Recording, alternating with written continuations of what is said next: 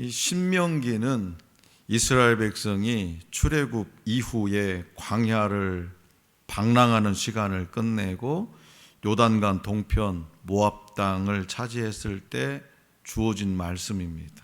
그리고 신명기는 모세의 유언 설교 형식을 갖고 있습니다. 모세가 이스라엘 백성을 인도한 지도 40년이 흘렀습니다.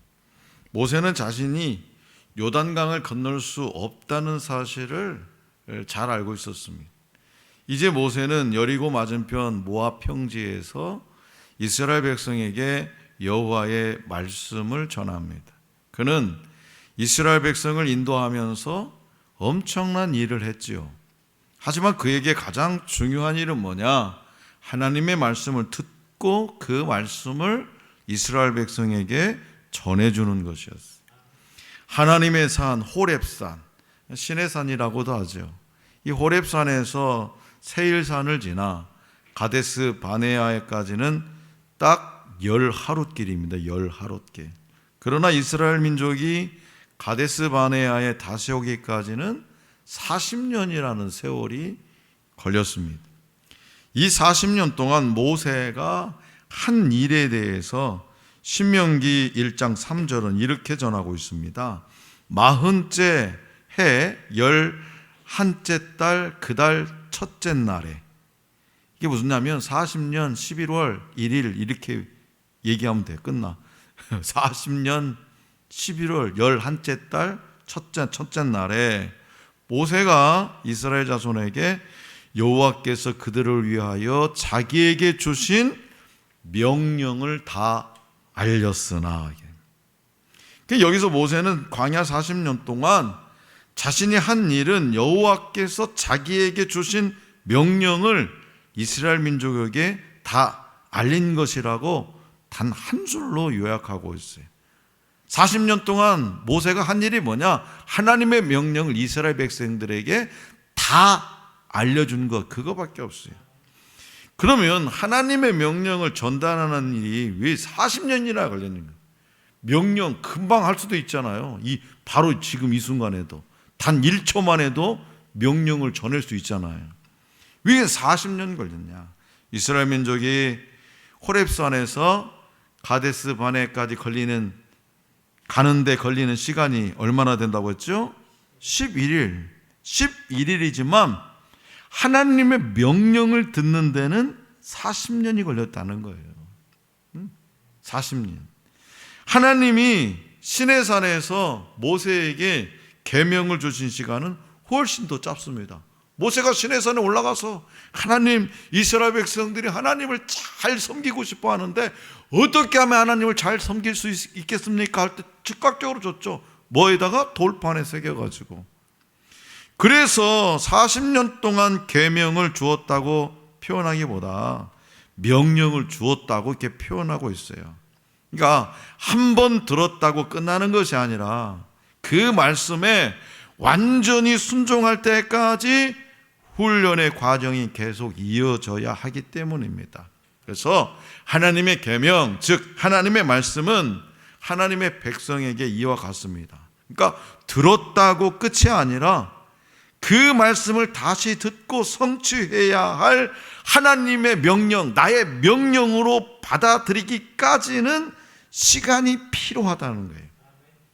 예수님은 당신이 승천하신 후에 성령님이 오셔서 당신의 말씀을, 주님의 말씀을 기억나게 하시고 깨닫게 하시고 할 말을 주시고 사역을 감당하게 해 주신다고 말씀하셨어요. 하나님은 성도에게 말씀을 주심으로써 이 말씀이 우리에게 지식이 아닌 삶의 경험이 되고 우리를 변화시키기를 원하십니다. 그 이유는 바로 우리를 통해서 하나님의 더 큰 일이 이루어져야 하기 때문이죠.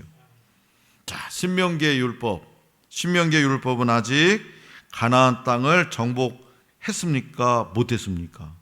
못했어요. 아직 가나안 땅을 다 정복하지 못했던 광야에서 선포된 말씀이 신명기 율법이에요.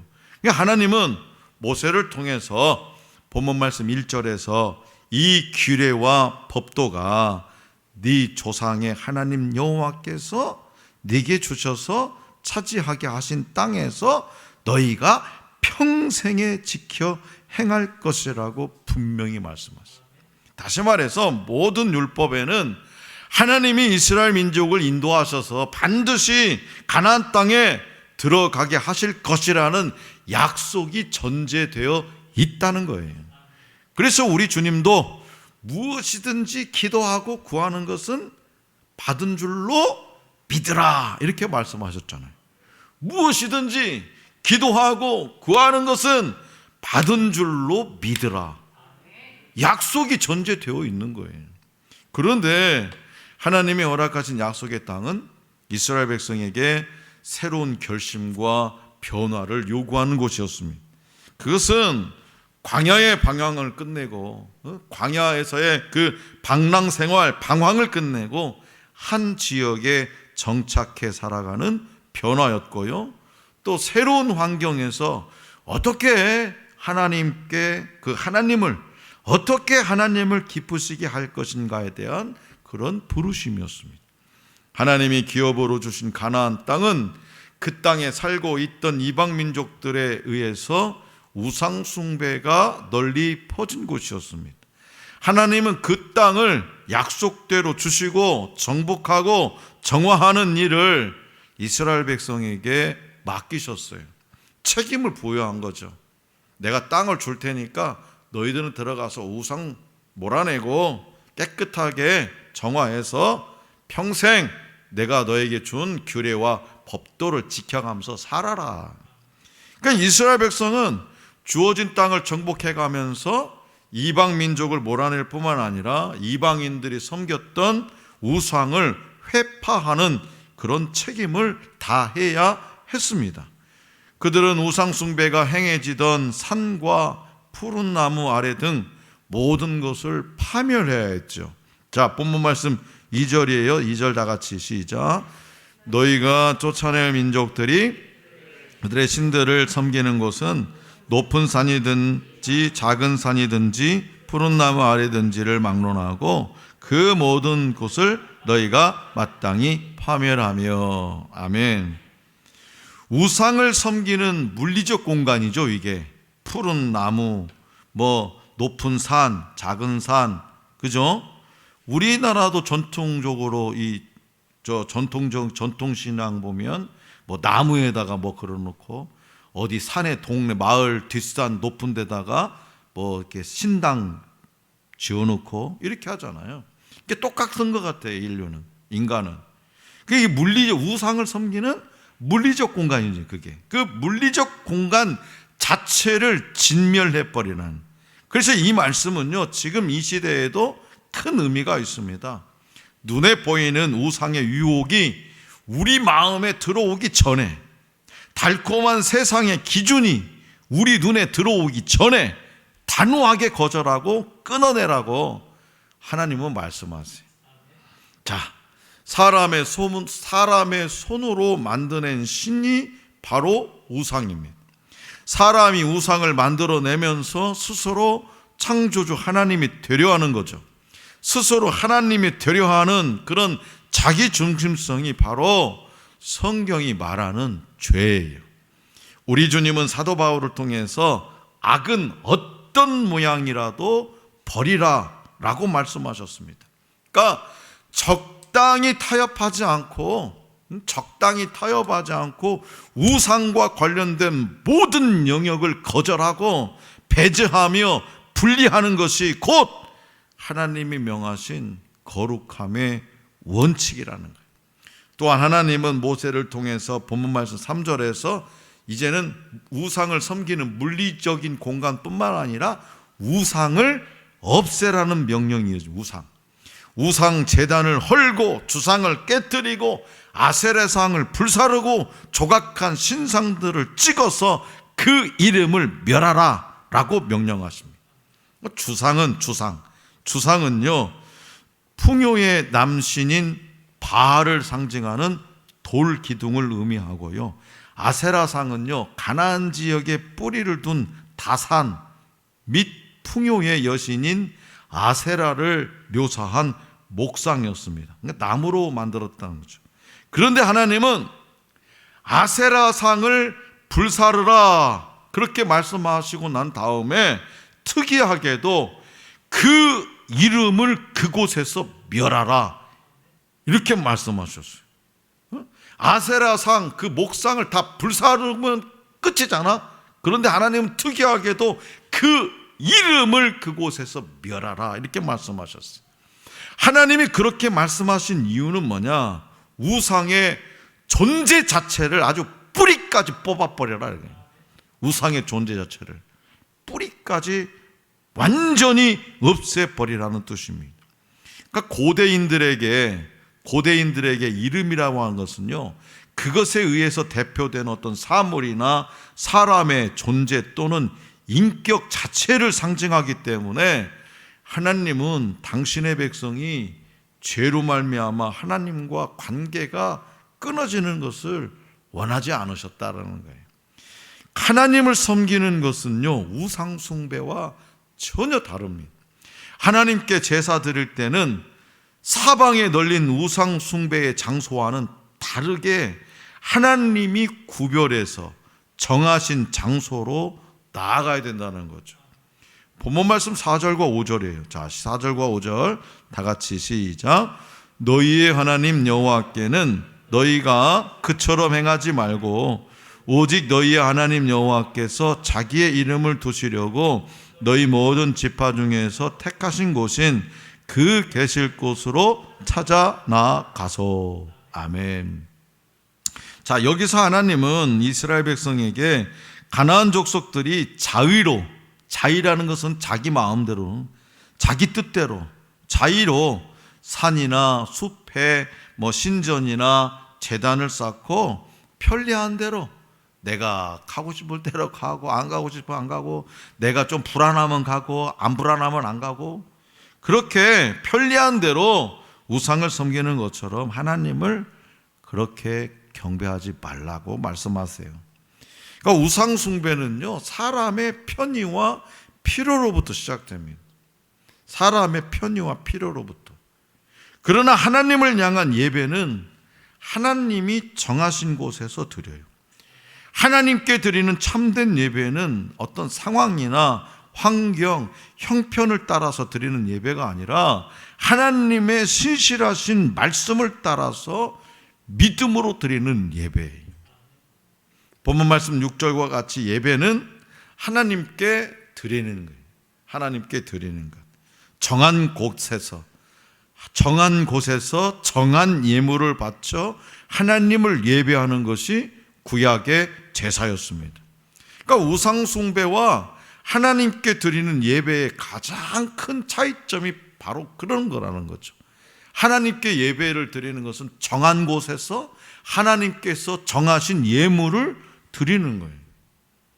우상 숭배는 자기가 하고 싶은, 오늘은 나 한번 가봐야 나 불안해. 내일 뭔 일 있을 것 같아. 이번 주에 계약해야 되는데 이게 계약이 잘 되려나 한번. 그런 거죠. 필요 없으면 안 가는.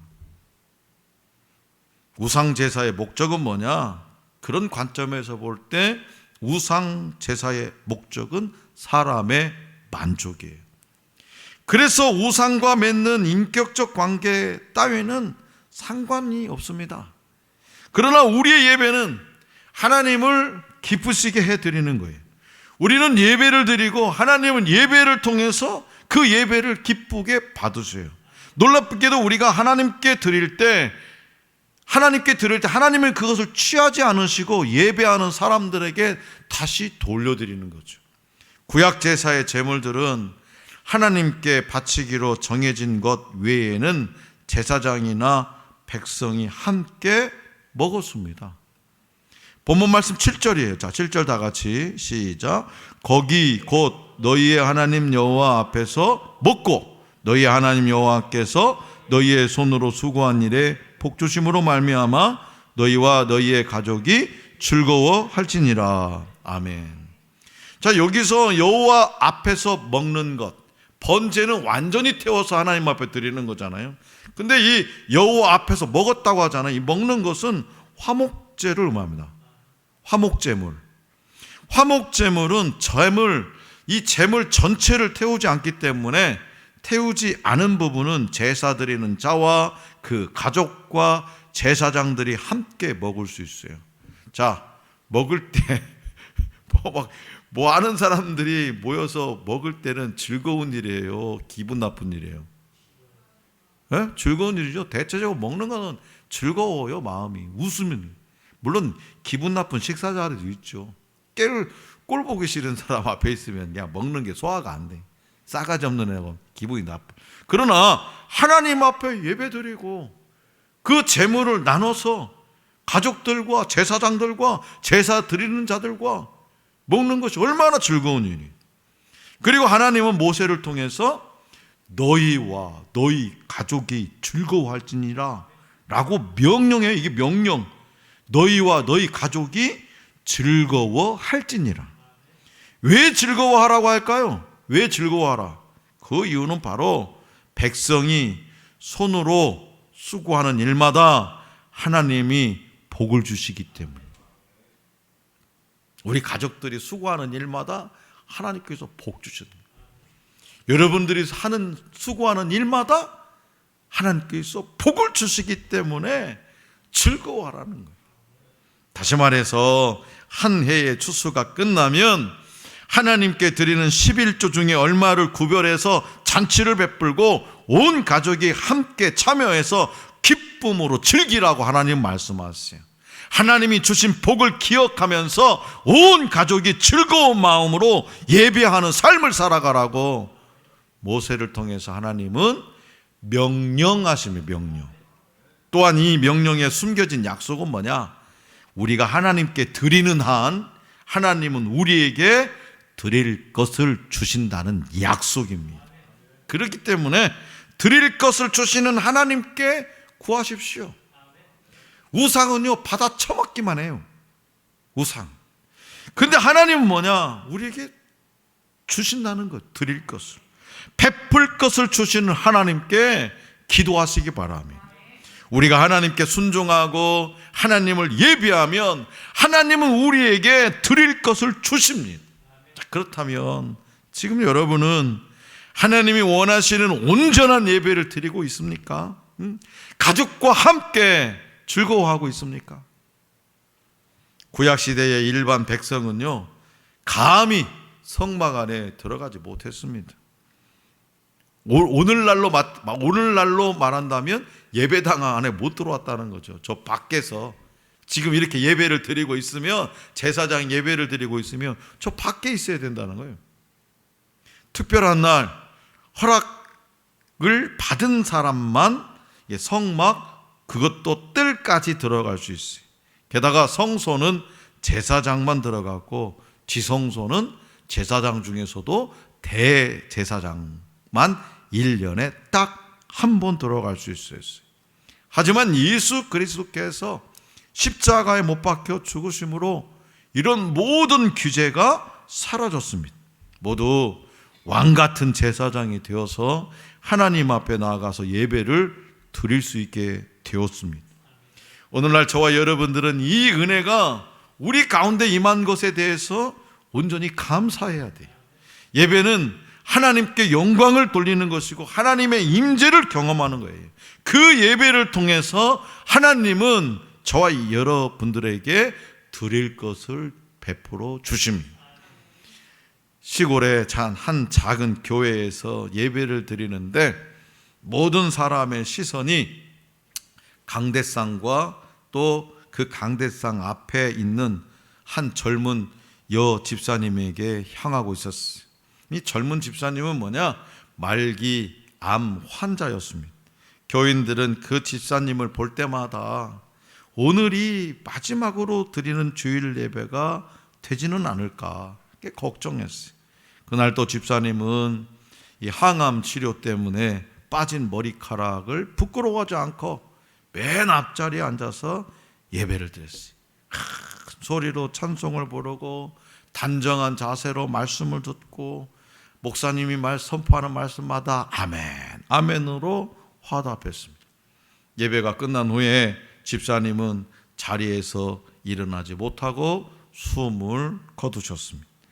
장례식 때 담임 목사님은 이런 말씀을 하셨어요. 지난주 우리는 두 편의 설교를 들었습니다.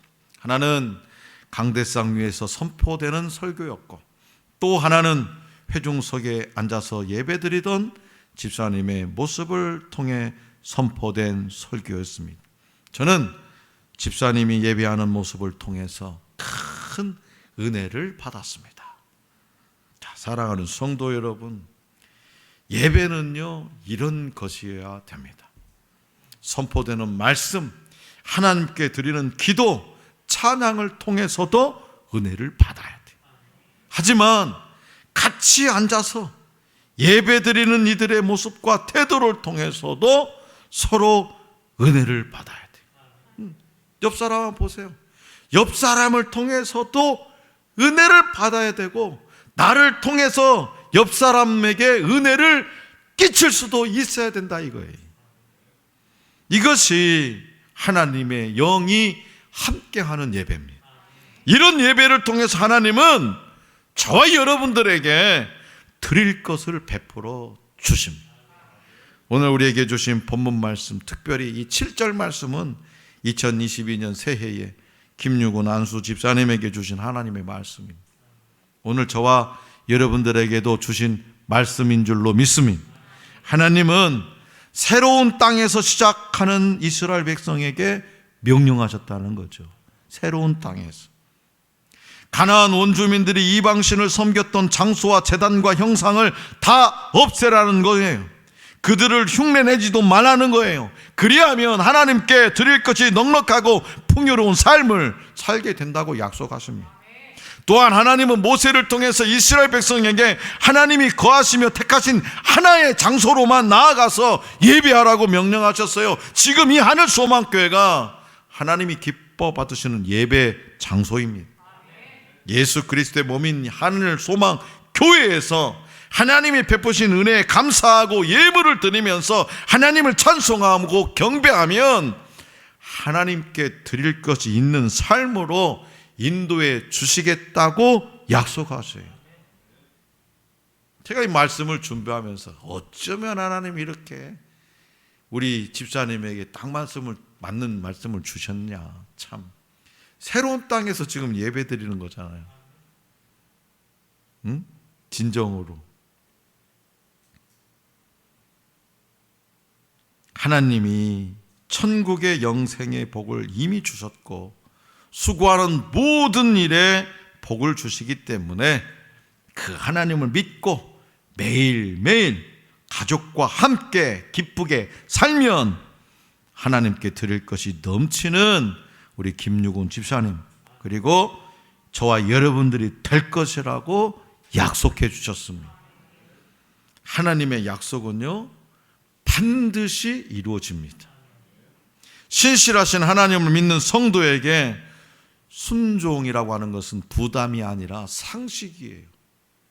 오직 하나님만 섬기되 교회를 중심으로 예배하고 항상 하나님이 베푸신 은혜와 복을 생각하며 즐겁게 살라고 하나님은 말씀하십니다. 자, 그러므로 2022년이라는 하나님이 주신 새로운 땅에서 우상을 제거할 뿐만 아니라 하나님을 온전히 예배하는 김유곤 집사님과 저와 여러분들의 삶이 될 수 있기를 원합니다. 가족과 함께, 누구와 함께요? 가족과 함께. 하나님은 이토록 가정을 중요시해요. 가족과 함께 즐거움으로 하나님을 예배하는 자리야말로 하나님께 구원의 은총을 받은 성도가 머물러야 할 삶의 자리라는 사실을 기억하고 말씀에 순종해서 언제나 하나님께 드릴 것이 넘치는 복된 인생이 될 수 있기를 간절히 기원합니다.